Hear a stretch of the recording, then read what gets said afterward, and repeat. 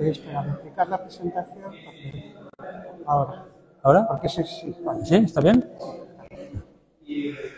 Buenas tardes. Hoy recibimos con satisfacción a Leticia Arveteta Mira.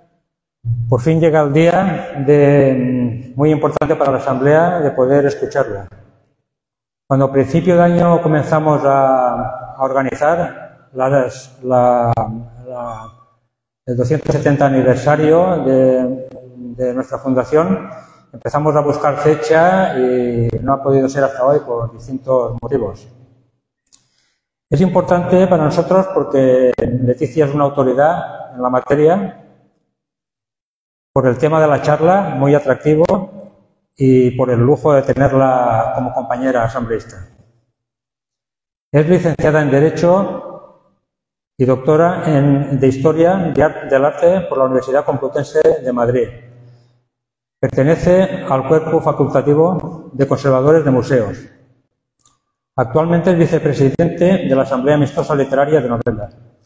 Ha desempeñado, entre otros, los siguientes cargos: conservadora en el Museo Nacional de Artes Decorativas, jefe del Servicio de Inventario del Patrimonio Histórico Español, directora técnica del Museo del Ejército, directora de la Fundación Lázaro Galdiano, conservadora jefe del Departamento de Oriente del Museo de América, directora en la revista de arte Goya, vocal de la Junta de Calificación, Valoración, Exportación del Patrimonio Histórico Español como especialista en artes decorativas. Ha comisariado individual o conjuntamente exposiciones temporales de mediano y gran formato, logrando una importante presencia en medios y gran número de visitantes. Recientemente he participado en calidad de codirectora científica en la apertura de las nuevas salas del Tesoro del Delfín en el Museo del Prado.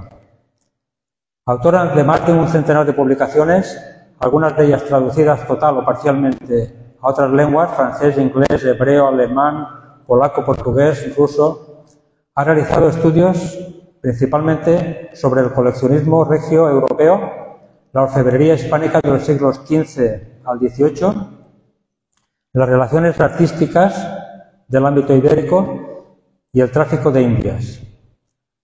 La conferencia de hoy, Jorge Juan, espía al servicio de la corona, nos habla de una de las facetas menos conocidas de Jorge Juan Santacília, que es la de su labor de espionaje industrial en Inglaterra, donde la construcción naval presentaba importantes avances. Siempre fiel a la corona, se embarca en una arriesgada aventura auspiciada por el Marqués de la Ensenada, hábilmente adoptando una doble personalidad junto a colaboradores como Solano y gracias a lo que hoy podríamos llamar una tapadera, logró establecer una red que, además de conseguir planos, documentos y conocimientos indispensables para el proyecto, reclutó un plantel de los mejores artesanos del sector, a los que propuso para trabajar en España. Algunos incidentes provocaron, no obstante, que esta red se descubriera, teniendo que abandonar el país, pero con pleno éxito de su misión. Entre 1741 y 1767, siguiendo las observaciones de Jorge Juan, se aplicaron estas novedades técnicas a la construcción de navíos, si bien los cambios de la política pronto hicieron retornar el sistema anterior, francés.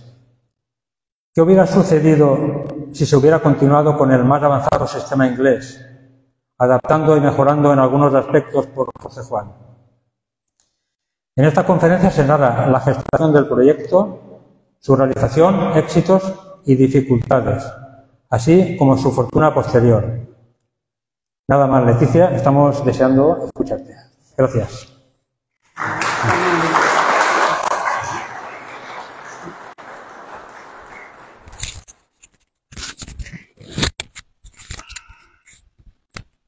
Pues se pone esto.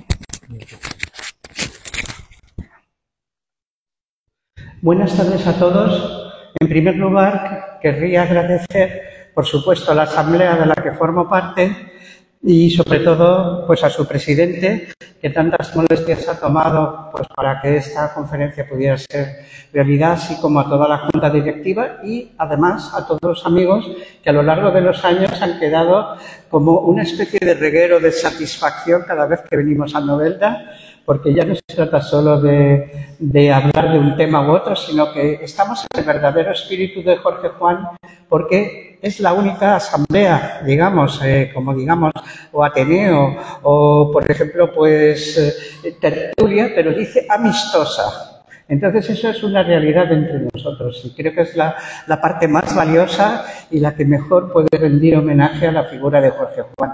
Bueno, también quería, antes de empezar, disculparme porque vamos a hablar de un tema como es la construcción naval. El mundo naval tiene una terminología muy precisa y precisamente, bueno, pues discúlpenme si a lo mejor pues se comete algún error de neófito al intentar describir, que es mi intención describir, pues toda la peripecia que ha sufrido Jorge Juan en su labor de espía y también podríamos decir de contraespía, porque he presentado unos antecedentes que quizá también antes de introducirse en todo lo que fue aquella jornada de Inglaterra, pudo suceder que paró algunos intentos de espionaje contra España. Vamos a verlo. Primero, hablemos un poco del panorama científico y cultural que nos vamos a encontrar casi entrando ya en las décadas centrales del siglo XVIII. Es un momento especialmente bueno para España porque supone un despegue en lo científico, que estábamos francamente anquilosados. Entonces, el gobierno Carvajal Ensenada tiene lugar en un momento que se llama la década cosmopolita de Madrid en tanto corte de las Españas. Es un Madrid neutral de la época fernandina, son los años centrales del siglo y son clave en el cambio de orientación que se produce en la España ilustrada. Es decir, no hubiera sido posible la España ilustrada sin esta especie de década prodigiosa. Según Gómez Urbáñez, porque bueno, he puesto algunas citas de distintos pensadores, Jorge Juan, Antonio de Ulloa y otros científicos españoles acogidos a la protección del Marqués de la Ensenada viajan por Europa, estudian en París, llegan a Freiberg y otras ciudades europeas donde se está desarrollando la ciencia del siglo, la metalurgia. Es decir, no solamente vamos a hablar de construcción naval, veremos después, cuando ya se marche Jorge Juan de Londres, van a llegar otros espías con otros motivos y con otros destinos. Por ejemplo, averiguar composiciones de metales, de fundiciones, etcétera. Pero bueno, Ulloa ya ha descubierto el platino, se nos olvida a veces, porque hay países que tienen una tendencia a apoderarse de lo que nosotros dejamos como perdido. Ulloa descubre el platino. Y de Ulloa, por ejemplo, siguen los caminos europeos transitados por los primeros pensionados de Ensenada, es decir, gente que va a estudiar fuera con dinero, que se les pagan sus gastos, y pronto descubrirán nada menos que el wolframio, que es fundamental en toda la industria del siglo XIX, incluso XX. Mientras el prestigio de Jorge Juan como matemático llega ya a todas las academias de Europa. Estamos viendo un paisaje donde de pronto se enciende la luz. Pero claro, tenían un problema, tenían un hándicap, que todo lo que era la manipulación, los conocimientos técnicos, estaban casi, por decirlo, en una fase rústica, prácticamente, pues diríamos paleolítica casi, porque hacía falta también adquirir las destrezas que todas estas nuevas posibilidades hacían necesarias, porque no basta tener los ingredientes, hay que hacer la cocina, claro. Por ejemplo, y avanza un poco el papel de Jorge Juan, cuando se va a publicar el diccionario de la Real Academia, se retrasa por falta de buen papel y no se podía casi realizar porque faltaban caracteres griegos para la imprenta. Pero Jorge Juan logra traer de Inglaterra, o sea, en barco, nada menos que una imprenta con los mejores tipos y letras de la época. Es decir, había que coger las cosas y trasladarlas. Y encima estaba prohibido. Con lo cual, bueno, estamos viendo también la ilustración que procede de una de las obras de Jorge Juan, la descripción, y ya nos enseña ese mundo donde todo lo de la Tierra es importante, donde empezamos a tener cierta globalización, ¿no? Tenemos unos antecedentes, aunque vamos a hablar de del tema del espionaje en Inglaterra, pero entiendo que la expedición geodésica sí que es un antecedente que hay que analizar y que está de alguna forma vinculado con lo que nos ocupa.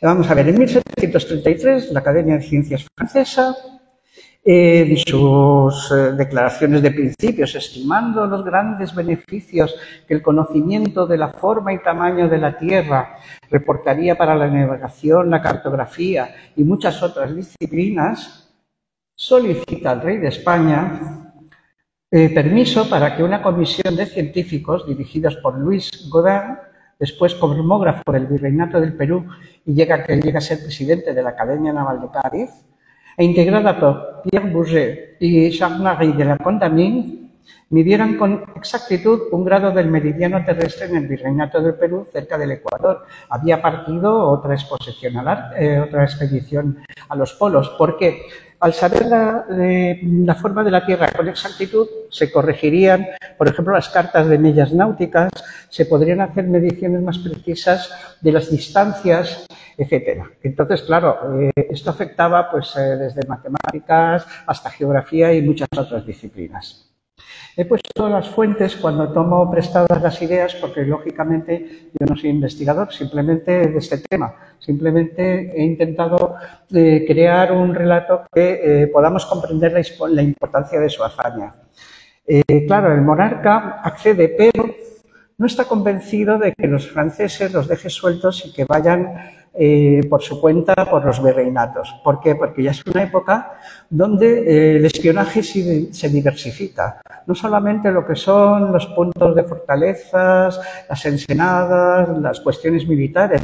Ya hay cuestiones económicas muy importantes como las materias primas. De hecho, cuando suceden las independencias, franceses, ingleses y alemanes ya saben en qué lugares de cada país tienen que ir a poner sus industrias. Luego habían hecho espionaje previamente. De dónde se encontraban los filones mineros, dónde podían extraerse tales tierras o minerales, etc. El caso es que designa a dos guardias marinas, Jorge Juan y Antonio de Ulloa, ascendidos a teniente de navío para la ocasión. O sea, les da unos grados más para que puedan equipararse a los profesores que parten en la expedición. Y llegan el 26 de mayo, salen de Cádiz, cada uno por separado, Juan en el navío El Conquistador y Ulloa en la fragata Incendio. Y comienzan sus actividades ya en el viaje de ida, porque ya habían comprado algunos instrumentos, otros iban a llegar más tarde, y empiezan a estudiar ya si funcionan bien, en fin, calibrarlos. Bueno, pues todo está preparado. Aquí estamos viendo a Ulloa y a Jorge Juan, un poco más joven quizá de lo habitual. Y todos ustedes lo conocen de sobra, pero puede ser alguien que no. Les presento precisamente a Jorge Juan Santacília, que nace en Novelda el 5 de enero de 1713 y que su tutor Cipriano Juan, que pertenece a la Orden de Malta, se encarga de educarle. Es admitido como paje del Gran Maestre de la Orden y enviado a Malta. Regresa a mediados de 1729 y solicita el ingreso en la Real Compañía de Guardias Marinas, destinada solo al estamento noble, tengo que decir, y que en 1717 se había creado en Cádiz. Bien, pues ya tenemos a nuestro protagonista. Entonces, aquí tenemos un problema, que es el que planteaba antes. Se queda en el Perú, la Condamine se presenta como cabeza de la expedición cuando vuelven a Francia y todo parece indicar que minusvaloriza la participación española en la expedición. De hecho, he leído algún libro francés de la época y prácticamente no menciona la participación española. Entonces, claro, vamos a ver un poco la psicología de los franceses en el famoso pleito de las pirámides. Y quizá también había otros objetivos. Como he dicho antes, además de meramente científico, podía haber un espionaje político y económico, porque luego hay unas instrucciones reservadas que todos los que están anotando los españoles, pero también debieron llevarlas los franceses. Y eso sí que no era documentación para publicarla, sino para que las autoridades de cada país estuvieran informados. Entonces, claro, aquí estamos hablando de espionaje y de contraespionaje. En definitiva, los dos guardias marinas habían ido a ejercer una operación de contención, es decir, ustedes no se pasen. Ustedes no vengan aquí a decir una serie de cosas o a hacer una serie de cosas, las vamos a controlar. Y claro, bueno, pues era la forma de neutralizarlos era minusvalorarlos. Es decir, son jóvenes, pues no pasa nada, aquí no hay problema, nosotros vamos a lo nuestro y estos chicos están aquí de Miranda de Ebro, como diríamos. No. Estos señores están aquí haciendo una operación muy precisa. Por ejemplo, dice, en 1741, fíjense que además hay objetivos políticos y militares. Juan y Ulloa fueron requeridos por el virrey del Perú para que pasasen a Guayaquil y ayudasen en la preparación de la defensa de Guayaquil ante la amenaza de un ataque inglés por la flota del almirante Anson, que luego dará mucha guerra también. Al año siguiente se desplazaron por el mismo motivo a Callao, o sea, están intentando ya dar ideas de fortificación a plazas de los virreinatos que son amenazadas. Y además armaron 2 buques mercantes, el Belén y la Rosa, que zarparon con misiones de vigilancia extendidas entre 1742 y 1743. O sea que no solamente la expedición geodésica, aquí hay muchas más cosas. El periodo de las pirámides, yo me imagino que ustedes saben lo que es, pero no todo el mundo, porque no se suele hablar de él, consistía en que los franceses tenían intención de marcar su estancia en la medición del meridiano con una serie de monumentos pues como una especie de testigos en forma de pirámides, bastante feos por cierto, iban a poner unas placas relativas al rey de Francia y al rey de España. El rey de España había dado permiso y el rey de Francia era el que, digamos, protagonizaba o patrocinaba la expedición. Y habían pensado pues poner arriba una flor de lis. Entonces los españoles, Ulloa y Juan, dicen, no, oiga, esto es propiedad del rey de España. Aquí tienen que estar las armas de España, si quieren ustedes poner la de Francia. Y además, en estas, bueno, estamos viendo la pirámide de Ollambaro tal como está ahora y la de Caraburo igual. Y esta es una fotografía antigua de la de Caraburo porque ha cambiado bastante. Como ven, son bastante toscas y ya se habían perdido las placas. Pero aquí están los proyectos. Aquí tenemos el remate con la corona de Francia y la flor de lis, y aquí nos está diciendo que bajo el auspicio de Felipe V, rey de España y tal, que vinieron a estudiar y tal, pero aquí hay un problema. Han cogido a nuestros protagonistas, a Juan y a Ulloa, y los consideran asistentes, los consideran ayudantes, y entonces dicen, no, nosotros no venimos aquí de asistentes ni de ayudantes sometidos a los franceses, nosotros venimos aquí a la par. Y hasta que no consiguieron que se les considera como matemáticos, no pararon. Y entonces, claro, los franceses pues dejaron el proyecto a medio terminar también. Entonces, fíjense que lucha por un mero detalle, lo cual indica que la lucha era interna y fuerte en todos los frentes. O sea, aquí lo simbólico podía determinar el futuro.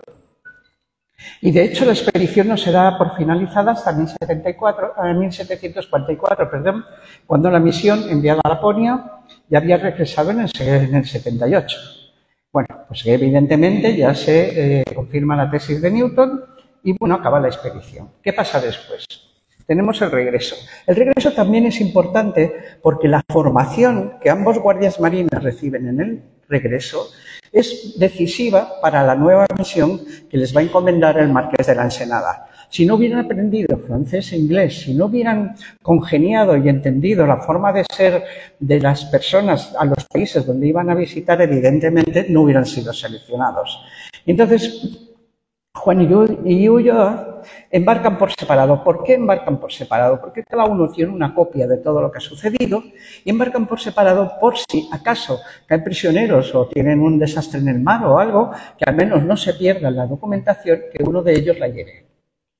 Bien, entonces Jorge viaja desde el puerto del Callao en la fragata francesa Lille, en octubre de 1444 y llega a Brest un año después, que estas navegaciones eran largas.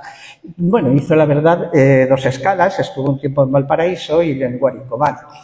Pasa a París y donde conoció a Marianne, Clairaut, Lacaille y otros muchos. Por ejemplo, se estaban estudiando el termómetro de mercurio, había una serie de inventos que ya estaban funcionando y tuvo ocasión de verlos y conocerlos. Y lo curioso es que la Condamine, que parece que se apropió un poco del marchamo de la expedición, pues es uno de los que le apoyan para el ingreso en la Academia de Ciencias de París, en la Real Academia de Ciencias.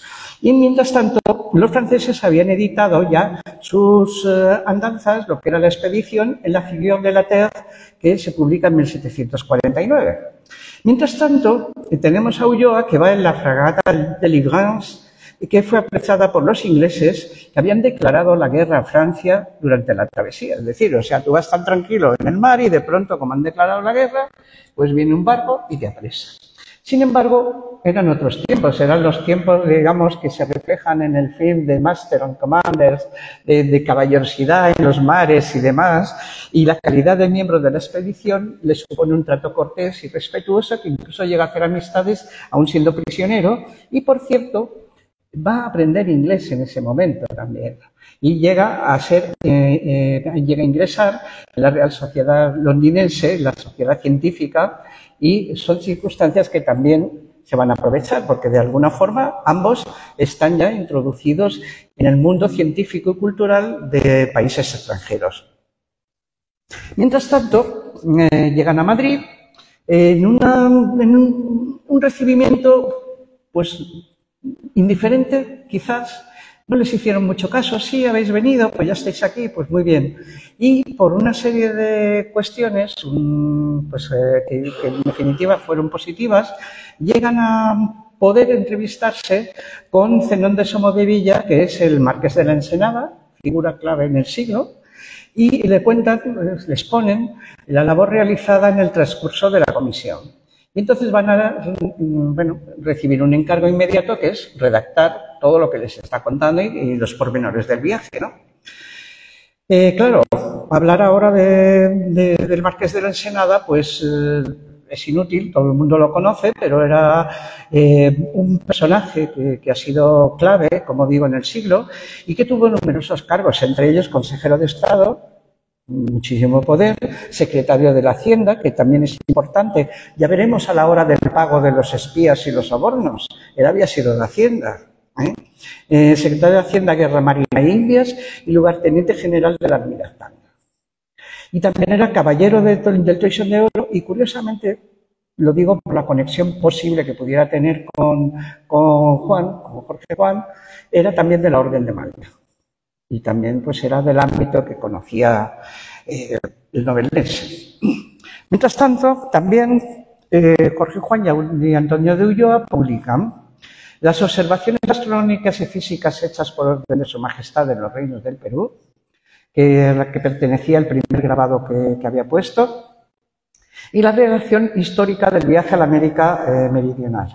Y también, esto es importante, el manuscrito con las noticias secretas, sobre cuestiones de cómo habían encontrado los virreinatos y sin pelos en la lengua dicen todo lo que hay que arreglar. Porque entonces, oye, pues si eres un analista, eres un analista. Aquí nos están haciendo chismes, se está detectando una realidad, guste o no. El problema es que esto lo descubrieron los ingleses en el siglo XIX y hicieron una publicación impresa que hizo mucho daño a España porque reactivó la leyenda negra como en su época lo hiciera el padre de las casas.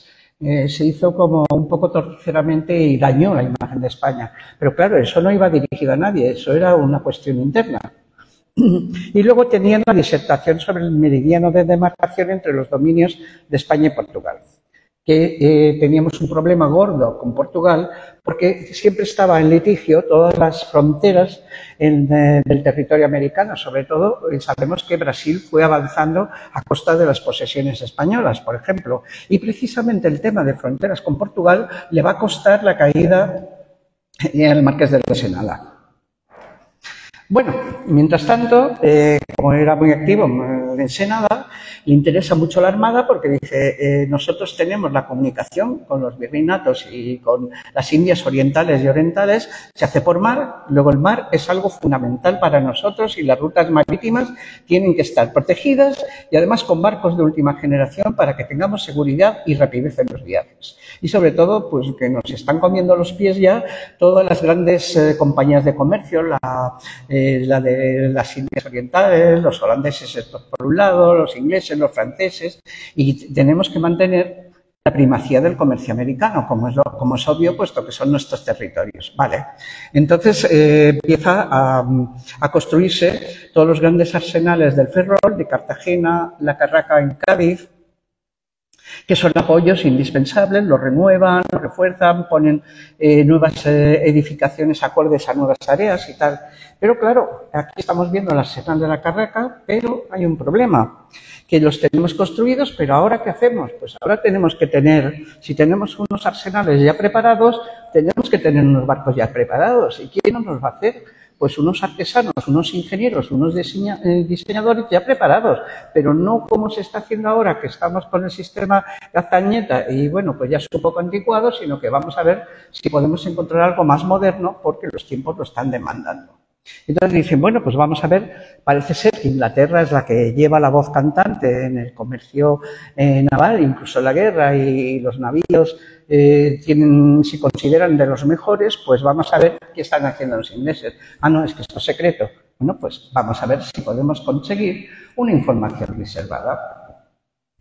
¿Qué pasaba con España? Pues que en ese momento estamos ya en 1748, después del Tratado de Utrecht.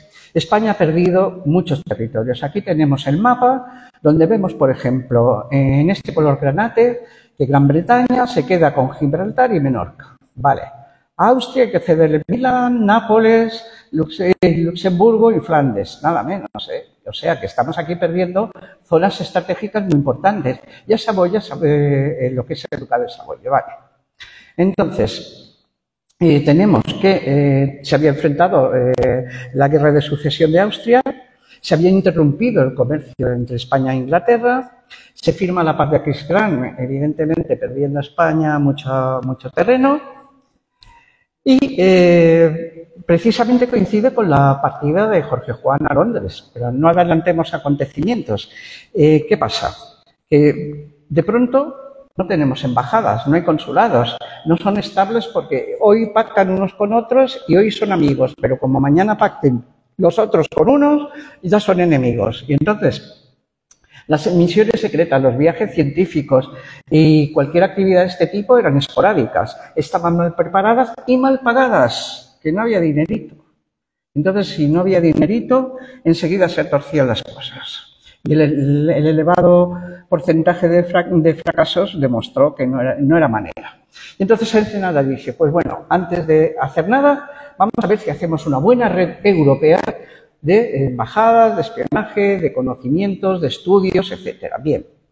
Y se intentó reorganizar la diplomacia y se hace, ya todavía estando Carvajal, antes de Ensenada, y se hace un reglamento de sueldos. ¿Por qué reglamento de sueldos? Porque la forma de pagar sin demora, porque aquí en España, en muchas épocas durante nuestra historia, no han llegado los pagos. Pueden ser de los saqueos y de algunas, situaciones bastante conflictivas que se desataron con los tercios y las tropas porque no llegaban las soldadas. O sea que no era peccata minuta que no llegase el dinero. Bueno, pues primero hacen una cosa que la hizo Carvajal, que es muy curioso porque se llama el Real Giro, que era una especie de manejo de fondos reservados para garantizar el momento preciso y fulminante y rápido en que se tuviera que disponer de dinero para según qué necesidades. El Real Giro duró poco. Era una caja paralela, en definitiva, para gastos del Estado que no podían explicarse al público en general, ¿no? Entonces, claro, esto va a ser la base del espionaje científico del Marqués de la Ensenada, porque teniendo dinero para sobornos, teniendo dinero para mantener el espía y que pueda moverse, si necesita algo, pues tener ahí disponible todo, cualquier medio y cualquier compra que puedas hacer, pues las cosas eran más fáciles. Pero si no llegan a tener esto, no pueden hacerlo, porque estaban fracasando antes. Entonces pasa lo siguiente. Primero deciden que Inglaterra es la fuente prioritaria para conocer los sistemas de construcción naval. El embajador Ward, que ahora lo presentaremos, había intentado infiltrarse en el almirantazgo, pero dijeron que nada. que no, que buscar información y demás no colaba, así que no. Y entonces ya, cansado, en 1749 pide que envíen un agente secreto y también dinero para sobornos, y este agente tenía que tener un perfil específico, ser experto en marinería y saber construcción naval. Y decía, literalmente, utilísimo sería un sujeto en esta ría. ¿Qué es esta ría? Precisamente esta ría es esto, la ría de Londres, el Támesis. Entonces tiene forma, pues eso, de estuario ría, parecida a la de las gallegas, y allí es donde se situaba el mayor foco de construcción naval de Inglaterra. Y dice, utilísimo sería un sujeto en esta ría y mucho más ganar algún oficial de secretaría del almirantazgo, pero para esto saber vuestra excelencia lo que es preciso e indispensable. Bien, así que tenemos a Jorge Juan de espía en Inglaterra, porque al buscar las personas adecuadas para esta misión, el almirante José Pizarro recomienda recomienda, y he puesto aquí en cursiva un párrafo, que no estoy totalmente de acuerdo, por eso lo he marcado en cursiva. Un modesto teniente de navío de la Armada, quien tras 10 años de aventura sudamericana integrado en una comisión científica de la Academia de Ciencias de París, había regresado a España encontrándose con el más cruel y desalentador olvido. Jorge Juan, no. Vamos a ver, aquí no tiraron cohetes, pero tampoco le olvidaron. Tuvo su prestigio. España es el país de la envidia y es obvio que, dada la juventud de esta persona, pues despertaría envidias, pero de ahí al olvido no, tampoco. El problema es que mientras los franceses sí que dispararon cohetes con la vuelta de sus científicos, en España se encontró con lo que cabía esperar, la indiferencia, pero eso no quiere decir ni que lo hubieran menospreciado ni nada, simplemente que era el trato que se daba a cualquier persona que estuviera haciendo una aportación importante. Por tanto, está bien que lo destinen y además, pues de alguna forma se han fijado en él, y luego tampoco se lo olvido. Con lo cual, este tipo de razonamientos, pues sí, dan más interés a la novela, pero no son necesariamente históricos sobre nuestro personaje. Porque Jorge Juan era especialmente hábil para esta misión que Ensenada tenía en mente, que estamos viendo Ulloa, por su extensa preparación técnica y científica adquirida en sus 2 años de estudio y lo que hoy llamaríamos, según Víctor San Juan, mundiología. Es decir, debía ser un personaje sumamente simpático, porque se había hecho amigo de todos en la travesía, conocía a todo el mundo y se llevaba con todo el mundo bien. O sea que sí que debía ser una persona de buen trato. Y entonces, pues, este periplo que había llevado con Ulloa ya eran reconocidos científicos, como digo, ¿no? Y él había llegado a Madrid pasando por París, recordémoslo. Entonces, claro, cuando vuelve en compañía de los 3 oficiales británicos del navío de aquella armada que intentó impedir que entrara en atacar los puertos de los reinatos, la escuadra Danson, establece una estrecha amistad, perfecciona el idioma, etc. Y mientras tanto Ulloa pues también había llegado de Londres, estuvo prisionero, pero sin embargo pudo entrar en la Royal Society. O sea que cuidado.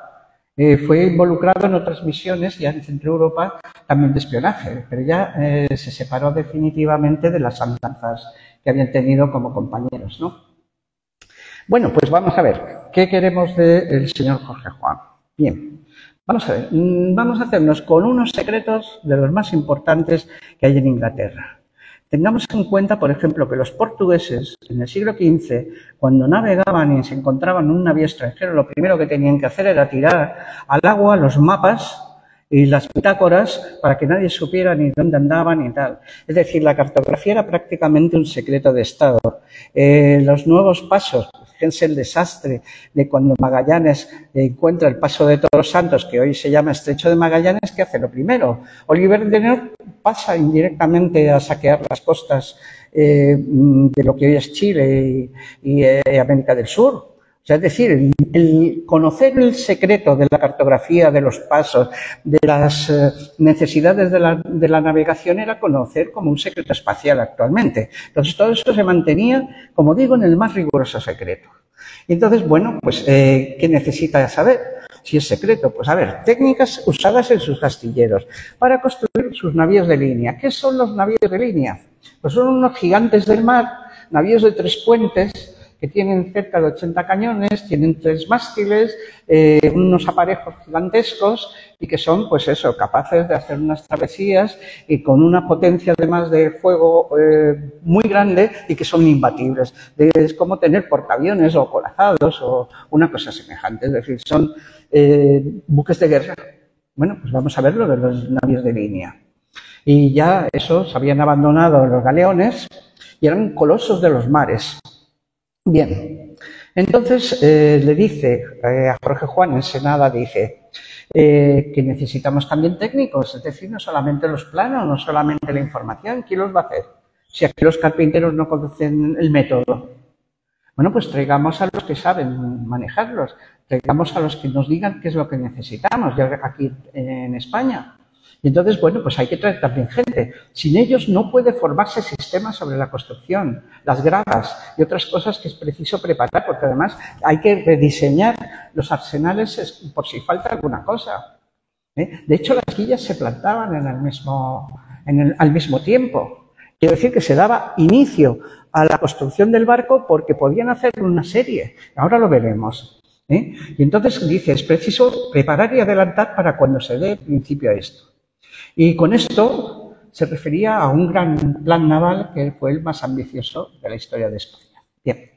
Entonces, bueno, pues también necesitaban, aparte de estos diseños y de los maestros que harían toda la carpintería naval y demás, necesitaban maestros de jarcias simplemente para confeccionar los cabos y cuerdas.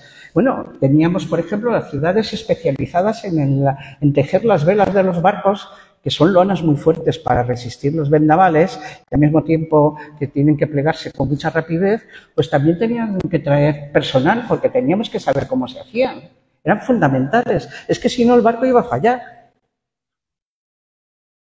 Entonces hacen una serie de preparativos secretos. Y aquí tenemos a Ricardo Well, vástago de una familia irlandesa partidaria de los Estuardo que tuvo que huir. Vale. Y además eran irlandeses que, por ser católicos, los tenían como ciudadanos de segunda. Se instala en España y participa en distintas acciones militares, lo nombran embajador en Londres, le apoyaba el duque de Huéscar, futuro duque de Alba, que estaba muy cercano a la corte.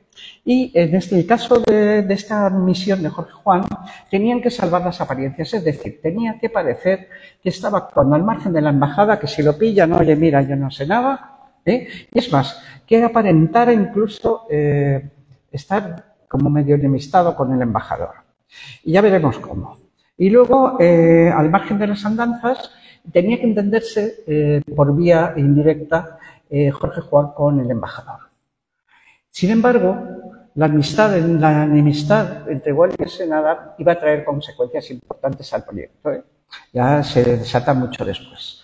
Bueno, en principio todo funciona y vamos a ver cómo nos comunicamos y cómo vamos pasando la información, porque si esto es espionaje, todo lo que consigas tienes que pasar la información. Entonces habían perfeccionado el correo diplomático y la seguridad de este correo. Contaban con correos leales, estaban bien pagados, eran leales y perfeccionaron el cifrado de cartas y cambiaban frecuentemente de claves para que no lo pillaran e incluso se manejaban barras. Con Well, por ejemplo, Ensenada, como es tan importante lo que tiene que hacer Jorge Juan, le dice, vamos a extremar las precauciones y vamos a mandar un libro nuevo de claves y además sellado para que sepamos que nadie lo ha abierto. Entonces, Well tenían que informar primero a Ensenada, el libro ha llegado correctamente, los sellos no están rotos. Bueno, entonces Ensenada le escribía ya asuntos que le voy a comunicar en breve mediante el sistema cifrado para que usted y yo podamos tratarlos reservadamente. Bien, aquí tenemos, por ejemplo, uno de los cuadernos y los tipos de sellos de lacre que se usaban para el cifrado, ¿no? Y entonces, claro, vamos a ver después, dice, literalmente, procurarán los espías, por la maña y en el mayor secreto posible, adquirir noticias de los constructores de más fama en la fábrica de navíos de la corona inglesa con el disimulo de una mera curiosidad. Formará y emitirá planos de los arsenales y sus puertos. Y en caso de que sea preciso dar noticias, las pondrá en cifra, es decir, en lenguaje cifrado, sirviéndose de la que acompaña esta instrucción con la precaución de que no debe firmar ni ha de haber en ella palabra clara, sino puros números. Es decir, nada, son números del cifrado. Por tanto, era necesario el secreto, identificar los mejores constructores y sus técnicas, conseguir planos de arsenales y puertos, cifrar la información con el código que se había proporcionado y enviarla. Todo eran pasos bastante arriesgados. Bien, entonces, aquí tenemos un ejemplar de cómo era. Excelentísimo señor, y empieza 345, 425 y ya está. Vale. Entonces, aquí está la carta descifrada. Bien. Entonces, bueno, pues no eran las mismas claves que se utilizaban en la embajada, eran unas claves propias. O sea, que no podían decir los ingleses que la embajada había tenido algo que ver porque ella estaba utilizando otras claves. Entonces, aquí se mantienen los contactos imprescindibles, y tiene que dar también el perfil de científico, de persona que acude de cuando en cuando a la embajada, pero desde otro punto de vista, ¿no? Bueno, pues llega Jorge Juan a Londres en 1749, llega en plan secreto, tiene el nombre falso, ya veremos cuál, e instrucciones de no frecuentar al personal de la embajada española. Lo preciso e indispensable, es decir, el dinero, va a llegarle al embajador sin límite, que es mucho decir para el asunto, y esto da idea de la importancia de la misión. A los pocos días, Weld recibe una carta de Ensenada y le manda nada menos que $6.000 para que satisfaga el caudal que le pidiera don Jorge Juan para los gastos de que está encargado. Y con el fin de sobornar al personal del almirantazgo, le decía abiertamente Ensenada, se le facilitará a vuestra señoría con su aviso el dinero necesario para ello. Es decir, según me lo vaya pidiendo, yo se lo voy mandando. Weld estuvo siempre informado por Jorge Juan, pero hacían como que se veían fuera de las horas de trabajo, horas intempestivas, y en lo público parecía como que se llevaban mal y que el embajador lo despreciaba y el otro pues que tampoco tenía muchas ganas de verle, ¿no? Pero sin embargo era una de las facetas para separar la embajada de la labor de Jorge Juan. Bueno, tiene también unos compañeros. Evidentemente no puede hacerlo solo y tiene dos jóvenes guardiamarinas que son Pedro de Mora y José Solano. José Solano lo tenemos aquí y bueno, pues les dice que van a ir a estudiar a Londres, ellos no saben nada de la que les espera, simplemente embarcan y ya una vez en el barco ya les cuentan de qué va el asunto y tienen que ir como acompañantes a diversos actos. Las disertaciones sobre matemáticas, actos de la academia, tenían que dejarse ver. Mientras tanto, Juan se iba a la ría y estaba viendo a ver qué estaba pasando en la construcción, en los diques, hablando con unos y con otros, a ver quién podía venirse, quién era especialista, quién lo hacía bien, quién lo hacía mal, etcétera. José Solano y Pedro de Mora pues, también sabían inglés y también tenían conocimientos de náutica. Y habían llegado a bordo de la fragata mercante inglesa en 1749, también con instrucciones secretas para el embajador. Mora pues era rubio, con los ojos azules, la piel clara, bueno, y el caso era infiltrarse, ¿no? Pero no solamente, es que claro, igual que pasó con la expedición de Godin y la Condamine, pues tenían cometidos adicionales. Es decir, cuando ve que Juan empieza a funcionar bien en Londres, Ensenada empieza a pedirle más cosas y más cosas y más cosas. A ver, compra de instrumentos, de libros de técnicas, claro. Vamos a ver, por ejemplo, fábricas de diferentes géneros, sobre todo textiles. ¿Por qué? Porque estaban haciendo competencia a todo el sector textil español, sobre todo para América, porque tenemos un problema.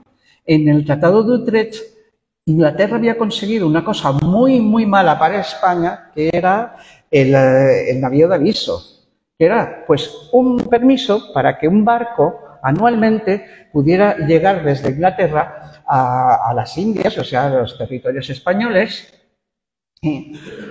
con comercio. Y entonces, claro, por eso habían construido estos navíos tan grandes, que eran colosos, y además hacían la historia de que, bueno, si había pasado desapercibido, mandaban otro. O sea, que era un poco, pues, jugar sucio, ¿no? Y entonces ya era un volumen considerable, no era una pequeña cosa. ¿Y qué traían? Pues principalmente todo lo que podía hacer daño a nuestra industria, sobre todo los textiles. Entonces, claro, nosotros los textiles baratos eran paños de lana, que fueron famosísimos y daban trabajo a casi toda Castilla y a muchísimas pequeñas ciudades y pueblos. Si empiezan a tener esa competencia, pues todo esto se va al garete y hay industrias que tienen que cerrar. Por lo tanto, también tenían que conseguir saber algo más de cosas como eso, la bayeta, que era muy utilizada, que era un paño flojo, la sempiterna, el paño más tieso, más duro. Y, por ejemplo, toda la indumentaria, digamos, tradicional del centro de España, pues usaba la sempiterna. Cosas como, por ejemplo, aprender la composición del lacre. ¿Por qué? Porque se tenían miles de cartas a diario y necesitaban el lacre. O sea, que eran productos que al final valían mucho dinero. Entonces, claro, también había otra cuestión. Decían, a ver, el tema de los aranceles, que ahora tanto preocupa, ya lo tenían previsto. A ver, ¿qué están pagando? ¿Cómo protegen? ¿A quién le cargan con impuestos y a quién se los quitan los aranceles? ¿No? Y el navío de permiso, pues evidentemente de 500 toneladas pasaba a 800 fácilmente, ¿no? Bueno, llega Jorge Juan y empieza a funcionar a toda máquina.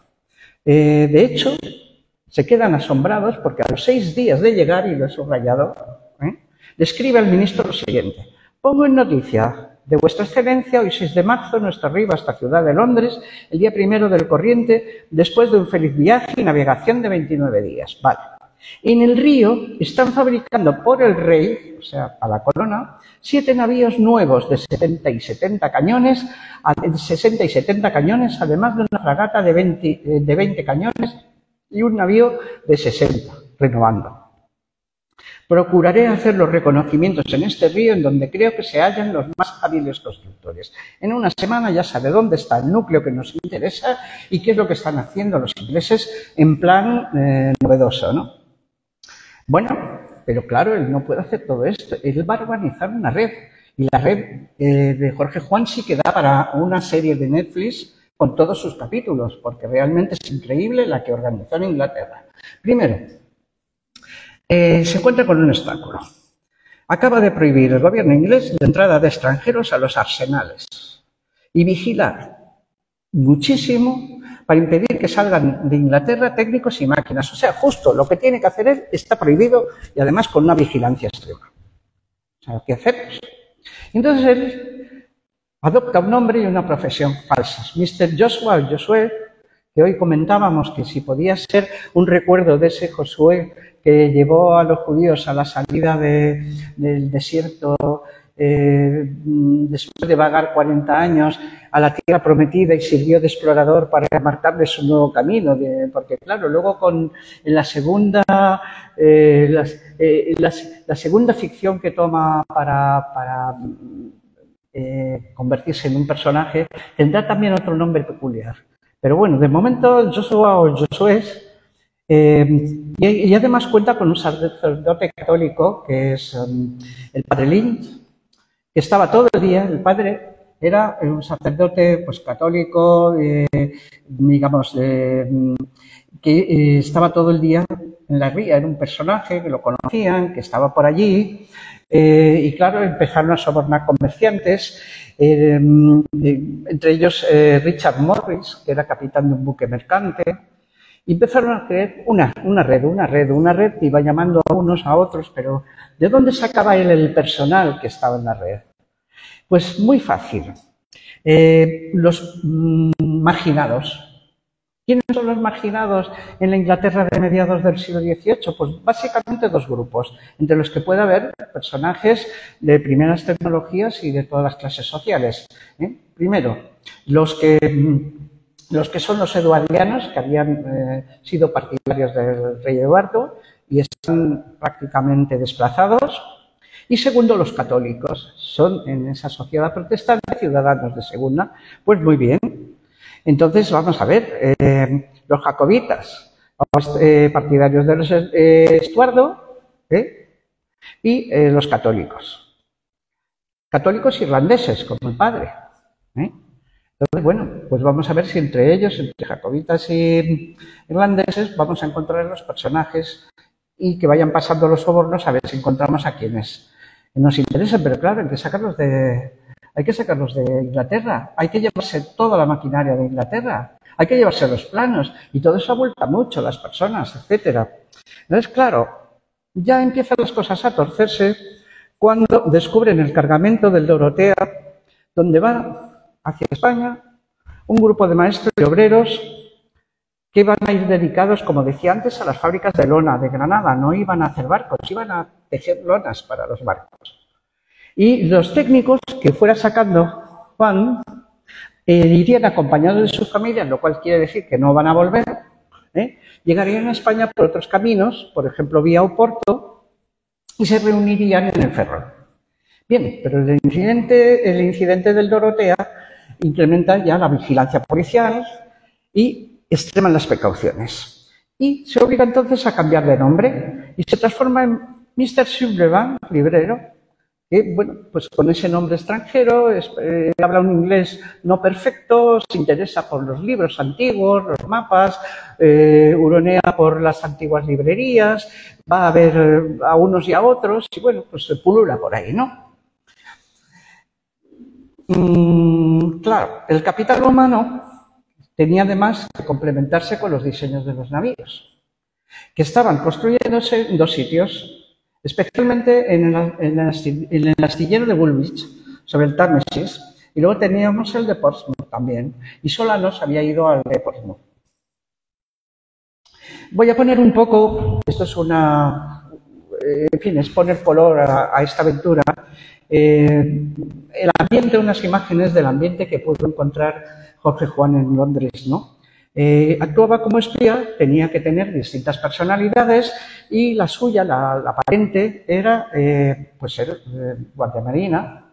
Entonces lucía su uniforme de capitán de navío de la Armada Española o bien una indumentaria cortesana de caballero, todos iban con peluca, casaca, chalecos, etcétera, cuando asistía a las reuniones de los hombres de ciencia ingleses, visitaba instituciones como la Royal Society o se desplazaba hasta el observatorio de Greenwich, a las afueras de Londres, para conocer todos los detalles de la maquinaria, las mediciones y demás. Esta es precisamente la institución tan famosa, ¿no?, de la Royal Society. Y bueno, el observatorio astronómico, por supuesto. Estos son imágenes de las reuniones que tenían en esa época. Esta es tardía, pero da idea un poco del ambiente. Había bailes, había fiestas y él también, cuando iba a averiguar en los muelles y demás información importante, se vestía de comerciante. Si era un comerciante medio, pues podía ser parecido a la vestimenta a la de este hombre. Si era un comerciante un poco más distinguido, tendría este aspecto. Ambos son comerciantes. Esta es una imagen satírica inglesa. Entonces tenía como una especie de mimetismo, que iba camuflándose y se hacía pasar por unos y por otros. Vale. Y a todo esto iba mandando información a Marqués de la Ensenada. Por ejemplo, esta imagen del muelle de Londres, cuando están precisamente desembarcando vino, aquí están probando su calidad para el comercio y demás, nos da idea de cuál era el ambiente cuando era su primer alias como fabricante y comerciante de vino, ¿no?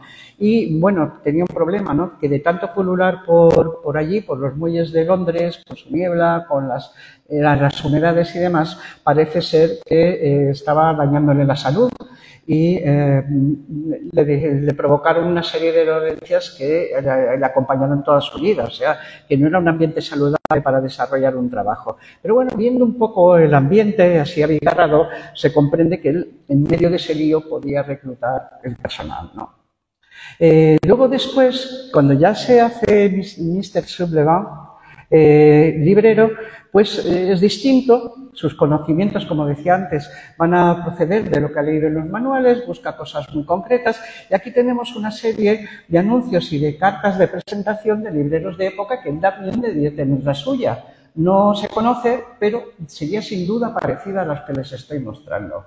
Es un poco como la presentación en sociedad para poder decir tu profesión y demás, ¿no? Bookseller, etcétera. ¿Qué pasa? Porque el duque de Bedford ya está al tanto de que algo raro está pasando Estuvo 15 meses y además en 15 meses es que logró una barbaridad de cosas. Hasta mayo del 50 se detecta ya que algo sucede efectivamente y el duque de Bedford ya da orden de empezar a poner en cintura todo esto y, bueno, debido a un error del padre Lynch, que se ve que era una persona poco flexible y que quería decir misa a toda costa, pues llamó mucho la atención, lo arrestaron y empezaron a perseguirles ya directamente. Los agentes de Bedford removieron cielo y tierra, literal, pero Jorge Juan logró burlarlos y además les dijo a Mora y Solano que se fueran ya. Y, bueno, pues aún perseguido y todo, se quedó unos días porque había descubierto que los ingleses intentaban atacar una parte de las costas de Chile y se quedó para averiguar de qué se trataba, ya cuando casi lo cogían, ¿no? Y también a intentar conseguir algo extra de instrumental náutico. Porque había averiguado, por ejemplo, que había un intento de infiltración británica en las tierras del sur de Chile, concretamente en el archipiélago Chiloé, donde querían llevar en completo secreto la fragata británica Porcupine, bueno, lo digo en español, tal como suena, que es el Puercoespín. Y bueno, y entonces llega un momento en que la red cae. He puesto este grabado satírico inglés porque precisamente la red cae por la delación de una de las mujeres de los especialistas que iban a embarcar hacia España. Lynch estaba insistiendo en dar la misa y Jorge Juan dice, mira que es indiscreto, me acaban de avisar que la han prendido por orden del duque de Bedford, o sea que la comunicación era muy rápida porque todo se estaba sucediendo a gran velocidad y tienen que huir precipitadamente. Entonces ya se lleva a Ruth Mulan y el Bryant. Y las mujeres, pues como digo, una de ellas delató la operación de allí se lió, pero sin embargo, alias Sullivan logra ocultarse y disfrazado de marinero, que tendría un aspecto parecido al de la ilustración, se embarca tapado por unas lonas en el mercante Santana de Santoña y logró pasar el canal a pesar de la inspección que hicieron en el barco, que le fue registrado varias veces y no dieron con él. Y bueno, llega a París el 9 de junio y después a Madrid unas semanas después. Cuando se supo el éxito de la misión, los ingleses reaccionaron airadamente porque el roto que les había hecho era verdaderamente importante y sus secretos náuticos habían pasado a un país rival. Bueno, el éxito. Se envían después otros espías para diferentes asuntos comerciales y militares. Ya me voy a pasar casi, todavía queda mucha exposición, pero creo que es interesante que lo vean, aunque sea. Por ejemplo, estos ya tenían otras diversificaciones, desde ver los temas de los uniformes, son imágenes de los informes que enviaban a Madrid, nuevas maquinarias, por ejemplo, para compactar metales, nueva artillería, que ya son cosas de armamento importantes. Y la Marina ya no sería el objetivo principal porque se consideraba que había acabado la misión. Aprovechando la ocasión, él, ¿qué manda a Madrid? En marzo de 1749, noticias de construcción naval. Abril, plano de un navío de Rhodes. En junio devuelve la petición del lacre. La máquina de limpiar puertos, máquina de blanquear cera, que la estamos viendo allí. Sobre el arte de imprimir en inglés, sobre máquinas de hacer lacres, sobre fábrica de paños de Londres. Agosto, recomendación del uso del vapor. Recomendación del uso del vapor 1749, señores. Estrategias para sacar los artesanos de Inglaterra en septiembre. Máquina de fuego para limpiar puertos. Defectos de la construcción naval inglesa. O sea que también al mismo tiempo que espiaba, estaba valorándola y decía cuáles eran los aciertos y cuáles los defectos. En mayo del 50, información sobre planes ingleses para atacar América. Bien, y vamos a entrar en la etapa de la construcción naval. El rey está satisfecho y le encarga a Jorge Juan el arreglo de navíos y demás fábricas de este ramo, igualmente que el proyecto y dirección de los arsenales y sus obras. Es ascendido a capitán de fragata por méritos propios y es sucesor del almirante Gazcañeta en la construcción naval española. Bien, gracias a sus personalidades fingidas, Jorge Juan había conseguido reunir una valiosa información del sistema de construcción inglés y las características de sus arsenales. Diseño de diques, fabricación de velas, máquinas empleadas para dragar los puertos, usos de bombas de vapor para la extracción de agua, etcétera. O sea, muchas novedades. Mientras tanto, pues igual pues tuvo que soportar el chaparrón que le echaron los ingleses en la embajada y empezaron una serie de conspiraciones porque no podían tolerar los franceses que se cambiara el sistema de construcción francés por el inglés que querían imponer ellos. Y entonces, bueno, pues el marqués de la Ensenada, a pesar de que había intentado que igual colaborase, al final una serie de intrigas que, por cierto, fueron también a causa de la reina Bárbara de Braganza, porque la reina Bárbara de Braganza, en un tratado de límites que perjudicaba a España, insistió para implantarlo y se opuso en Senada y cayó en Senada. O sea que fíjense que haciendo lo correcto también caemos precisamente en desgracia. La venganza, evidentemente, de los ingleses fue eso, apoyar la caída de Ensenada.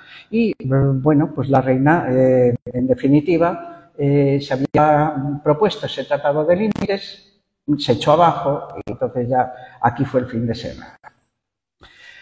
El sistema inglés, o sistema Jorge Juan, que sería más lógico llamarlo Jorge Juan porque lo mejoró y lo cambió, supone que de 1741 a 1767 se construyen 44 navíos de combate entre 70 y 94 cañones, algo inusual en España. Toda una renovación completa de la Real Armada Española.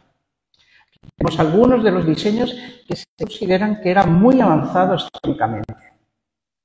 Y además se propuso la cantidad de embarcaciones que el rey tenía que tener para que fuera una potencia que, sin llegar a la capacidad enorme de Francia e Inglaterra, precisamente por su tamaño, pudiera ser el equilibrio entre las dos sin ser atacada por ninguna. Entonces decía, si usted tuviera tantos navíos, que no son los 100, por ejemplo, que tiene Inglaterra, pero tampoco podemos tener 18, y las embarcaciones menores. Es decir, hay que aumentarlo porque así proponemos 60 navíos de línea y 65 fragatas, y 100 batallones y 100 escuadrones, de forma que la Francia galanteará nuestro gobierno para que juntos ataquemos a Inglaterra, y la Inglaterra nos ofrecerá su alianza para atacar a la Francia.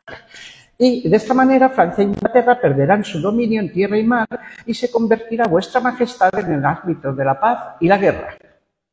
Entonces, teniendo un equilibrio, vamos a ver si jugamos un papel en la escena internacional. Mientras tanto, Jorge Juan es director de la Escuela de Guardiamarinas, es nombrado a partir de 1757. En el 55 había fundado la Asamblea Amistosa Literaria, antecedente de las Reales Academias de Ciencias. Y, sin embargo, en el 64 Carlos III lo releva y emprende el viraje francés de la construcción naval española. Había hecho un análisis que no sé si incluir en esta conferencia porque, bueno, no está tan claro que fuera nefasto. Fue gracias precisamente al sistema Jorge Juan que se pudo perfeccionar, añadiendo las partes buenas que a su vez habían perfeccionado los franceses. Y se llegó a un momento en que la industria naval española se puso a la cabeza de verdad. Entonces, por ejemplo, el sistema de Jorge Juan sí que tiene una ventaja importante, que decía antes, se pueden construir en serie varios navíos. Es decir, tenían un plano y un mismo modelo previamente delineado, que no se hacía antes así. Entonces labraban las piezas ya con una delineación perfecta, como las piezas de mecánica actuales. La fase de diseño era muy importante y además muy precisa. Y la cuestión era encontrar los técnicos y los artesanos que fueran capaces de seguir esos planos exactamente. Entonces estuvieron a cargo de técnicos como Bryan, Richards, que fueron al Arsenal de Cartagena. Mulan y su hijo, importante, estuvieron en La Habana, porque, ojo, aquí llegaron los técnicos y los ingleses que traían maderas de todos los rincones del mundo, de pronto se encuentran con las maderas españolas que a veces estaban mal curadas. Y vamos a La Habana, ¿por qué? Porque allí tenemos toda clase de maderas tropicales. Y de hecho, los barcos que se hicieron en La Habana tenían muy buena duración, una duración media bastante larga. Y luego, sin embargo, donde se centra ya la producción es en Guarnizo. Y tenemos también pues ayudantes como Richard, Hughes, Turner, maestros de jarcia, que eran importantes. Y entonces, bueno, pues en el Esteiro, en el Ferrol también, en Guarnizo y en el Ferrol, el Esteiro eran los más grandes de Europa por entonces, y se construyen seriados, es decir, se empiezan a hacer desde el principio todos iguales, y van avanzando todos, los llamados 12 apóstoles, entre 1753 y 1755. Entonces tenemos aquí el listado de los 12 apóstoles.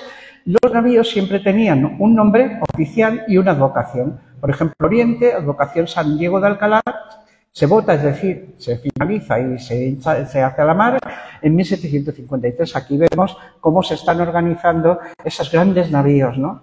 De los 12 apóstoles. Son navíos de 68 cañones, que son bastante grandes.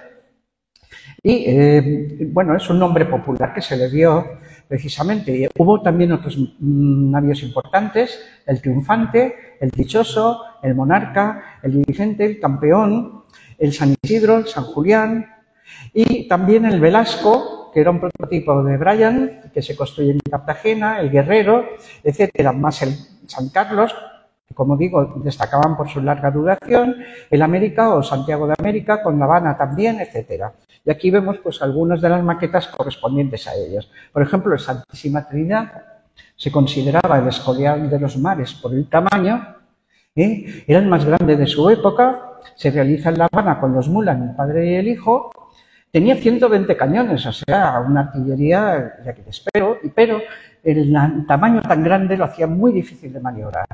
Y sobrevivió, fue reparado, etcétera, y al final es hundido en la batalla de Trafalgar. El dibujo está hecho efectivamente por un alumno está en el Museo Naval y se hace por un alumno de la Marina en 1790, o sea que es auténtico, es casi de época, ¿no? Y este sería el aspecto verídico que tendría el navío.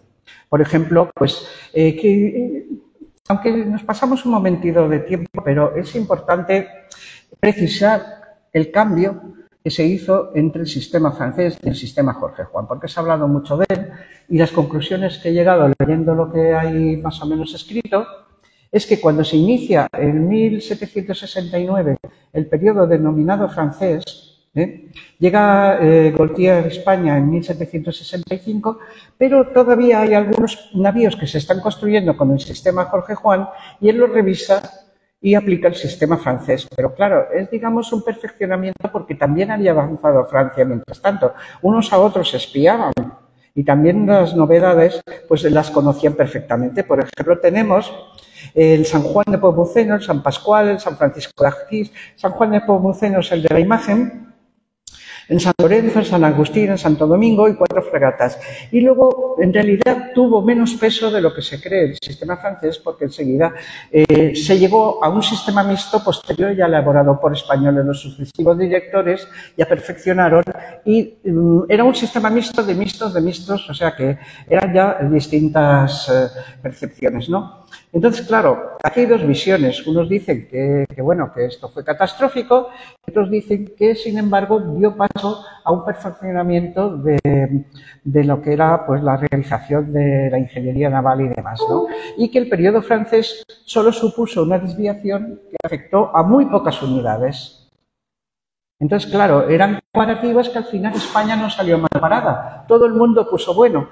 Y, bueno, yo ya me he pasado de tiempo definitivamente, pero aquí hay una teoría muy interesante que la había puesto como epílogo, que era intentar saber si lo que había espiado Jorge Juan no era la transformación y la modernización de algo que los ingleses habían espiado a los españoles, que tendría gracia, ¿no?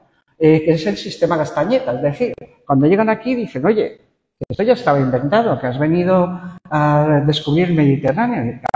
Es que aquí hay una serie de cosas. Espiamos lo espiado y lo descartamos.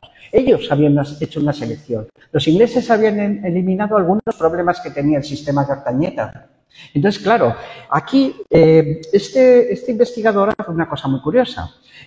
Los grandes navíos españoles, el Princesa, el Príncipe, el Real Felipe, el Glorioso y el Rayo, son el testimonio de que sí que pudo haber un espionaje inglés. Porque, por ejemplo, el Victory, famoso porque era el buque insignia de Nelson en la batalla de Trafalgar, que lo estamos viendo allí, fue construido según planos del Royal George y este fue construido según las proporciones del navío Princesa. Entonces, estamos hablando de diseño español.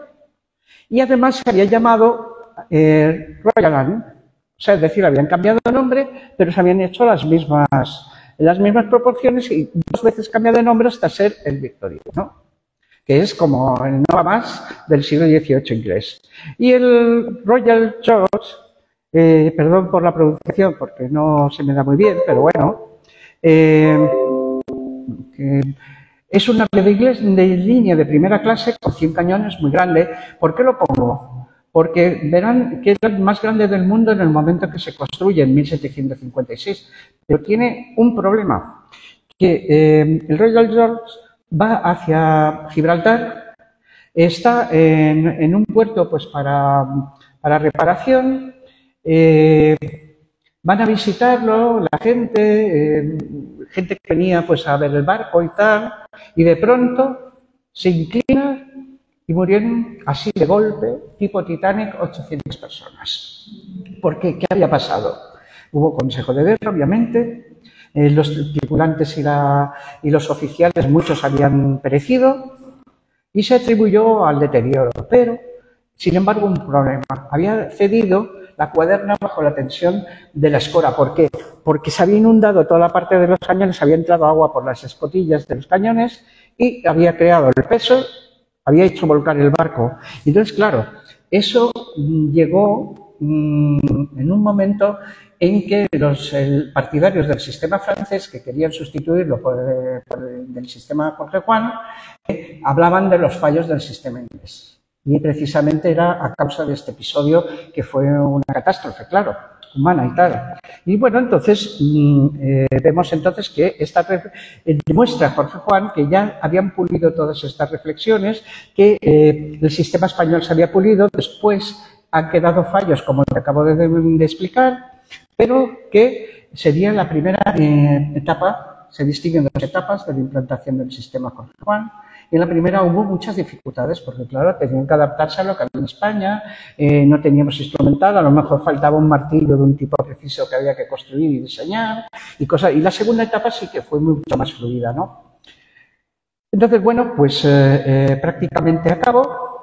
Y digo que fuera cierto o no que este sistema inglés, Jorge Juan, se basara en la experiencia española, es cierto que el noveldense lo mejora y lo modifica. Y que consigue bajo su mandato que España experimente un momento especialmente esplendoroso para la construcción naval. Y fortalece una marina que gracias a ello podía seguir surcando los mares y manteniendo unidos sus territorios. Pues nada más y muchas gracias por su atención.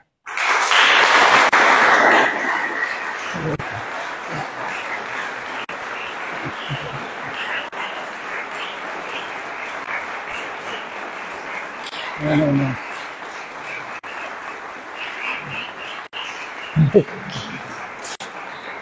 Si alguien quiere preguntar, me he pasado 10 minutos, pero si alguien quiere preguntar, pues encantada en la medida en que tenga conocimientos sobre el tema, porque me ha costado mucho el verificar toda esta información y organizar el relato. También he descubierto cosas, porque toda esta historia es mucho más compleja de lo que se suele decir y el papel de Jorge Juan mucho más importante. Porque realmente parece increíble que en el tiempo en que estuvo en Londres, a pesar de las prohibiciones, a pesar de lo que eran los ingleses, sinceramente deberían hacer una serie con su vida, porque el registro, cuando él está escondido y que ya saben que lo va a aprender, pues tiene su punto de novela, ¿no? Y luego al final venir a renovar tu país, hacerlo potente. O sea, el concepto de patriotismo que tenían antiguamente, hoy casi es un insulto la palabra, pero el patriotismo era el deseo de que tu sociedad funcione y que vaya mejor. Y era verdaderamente interesante saber cómo hace 200 años pensaba la gente. Era capaz de perder su vida, dejarla, ponerla en riesgo para que tu país tenga oportunidades de futuro. Y eso es algo que pienso que vale más que cualquier otra consideración. El riesgo por los demás, en definitiva la generosidad. Bueno, pues si alguien quiere preguntar algo, que yo pueda contestar. Dígame. Mire, le dejo el pequeño micrófono porque es que, o el otro, porque es que si no...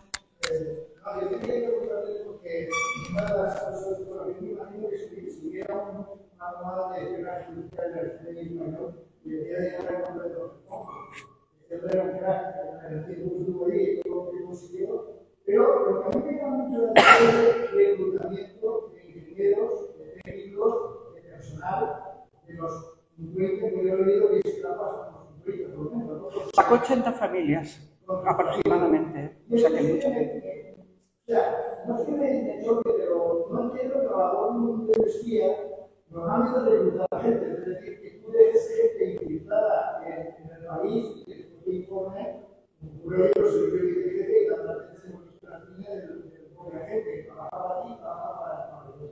Pero aquí se trataba de convencer a personas de que iban a irse a otro país, iban a trabajar en astilleros, probablemente inferiores a lo que ellos estaban ya trabajando allí, porque ellos serían conscientes y eran técnicos del desarrollo naval en el inglés, y sin embargo consiguieron traer toda esa gente. Y eso es lo que yo nunca he acabado. O sea, ¿qué poder de convicción tendría ese hombre para poder hacer? Bueno, vamos a ver, yo calculo que los jacobitas y los irlandeses estaban hasta el gorro de los ingleses, es que los tenían completamente marginados. Ahí es donde buscó él su cantera, y luego había mucho dinero, un dinero sin fondo, y los sueldos eran superiores y sabían a lo que iban. Es decir, ellos eran gente que ya definitivamente iba a abandonar un país que no podían decir que era su patria porque los había maltratado. A un irlandés no le puedes decir en esa época que su patria es Inglaterra como tal.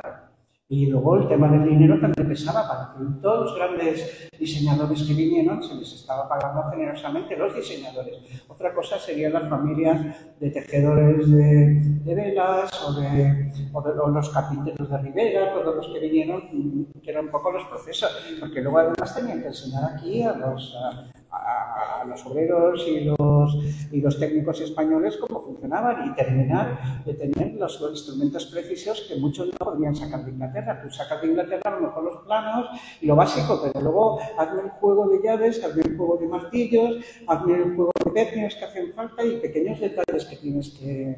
Si es que se trajeron hasta especialistas en todos los divergencias y todo, o sea que era una cosa, claro, la tensión de las velas, como las bajas, como las subes. Y digo yo, no soy especialista en nada del mar, pero es pura lógica, ¿no? Un barco también, en el momento en que viniera un golpe de viento y si no arrían, pues el verano pues se van eso al garete, porque se hincha la vela y los arrastra. De hecho, ya vimos lo que le había pasado a este barco inglés, que una cuestión supone 800 vidas.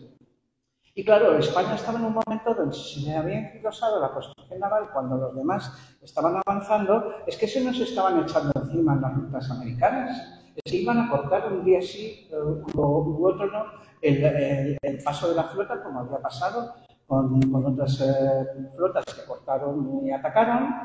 No muchos, porque en los 400 años y pico que surcaron los mares, la verdad es que tuvieron bastante suerte, fueron los desastres naturales y algunos piratas, pocos proporcionalmente, y algunos ataques directos, pocos. Hay que cuidado, que siento muy bien el tema naval, porque había un momento en que había que renovar y no teníamos cómo salimos de una guerra europea y habíamos tenido la guerra de sucesión después.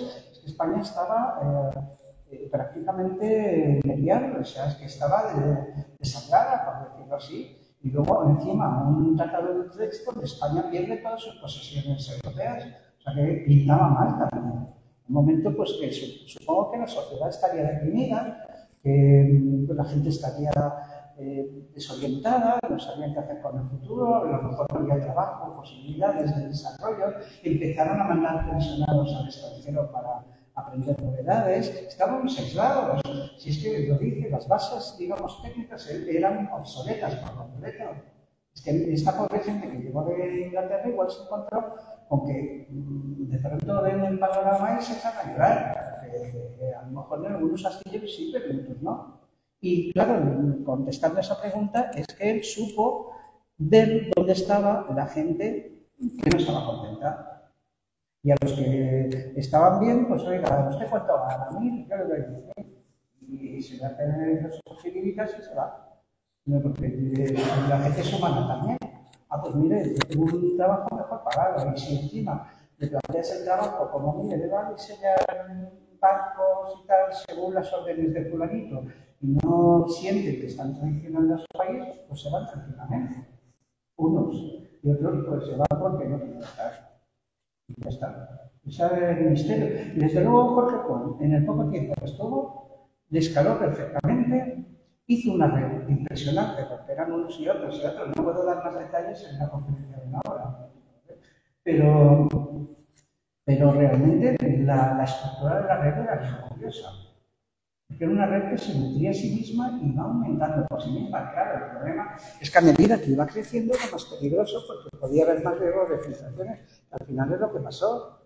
Y bueno, también porque encontraron ese cargamento de personas y material que era de un barco español, pero que ya se quedaron con la mosca tras la oreja. Y entonces ya vamos a vigilar a esto porque no son lo que parece.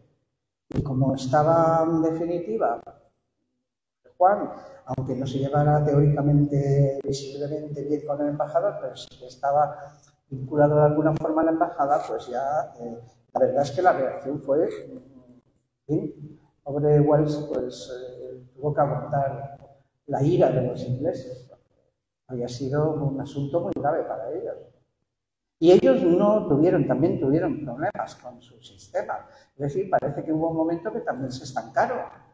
Y los franceses iban avanzando porque iban cogiendo todos esos. Es que el espionaje lo que hacía es que nos estaba transmitiendo conocimientos de un lado a otro. O sea que uno aprende una cosa, la perfecciona, el otro se la copia, el otro se la copia. El espionaje industrial que tenemos hoy, que va a la velocidad de la luz. Bueno, pues, ¿alguna pregunta más? Pues nada, de nuevo muchas gracias por su asistencia. Gracias.